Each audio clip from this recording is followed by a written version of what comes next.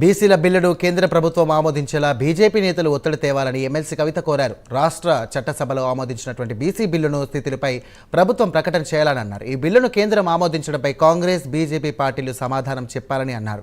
ఇక కామారెడ్డిలో BC round table సమావేశంలో పాల్గొన్న ఎమ్మెల్సీ కవిత కాంగ్రెస్ చేసినటువంటి కుల సర్వే ద్వారా బీసీల జనాభా తగ్గించి ఓసీల జనాభాను పెంచారని మండిపడ్డారు.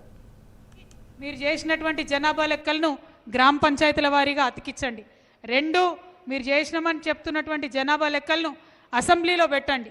మూడు, డెడికేటెడ్ కమిషన్ ఏదైతే రిపోర్ట్ ఇచ్చిండ్రో దాన్ని మీరు ఏర్పాటు మాకు పబ్లిక్లో పెట్టండి, దాన్ని బయటికి ఇవ్వండి, ఆ రిపోర్ట్ ఏం చెప్పిందో చెప్పండి. నాలుగు, మీరు బిల్లు పెట్టిండ్రు 42%, మేమందరం కూడా మద్దతు ఇచ్చినాం, అందుకే ఇవాళ బిల్లు పాస్ అయింది. మరి ఆ పాస్ అయిన బిల్లు గవర్నర్ దగ్గర ఉన్నదా, రాష్ట్రపతి దగ్గరికి పోయిందా, ఏం జరుగుతుంది, ఆ బిల్లు ఎక్కడుంది?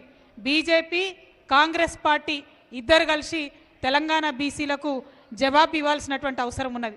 ఇక్కడ బీజేపీకి సంబంధించినటువంటి శాసనసభ్యులు ఉన్నారు, గౌరవనీయులు వెంకట్రామరెడ్డి గారు. వారిని నేను కోరుతా ఉన్నా, మీరు దయచేసి ఒత్తిడి తీసుకురండి మీ బీజేపీ పార్టీ మీద.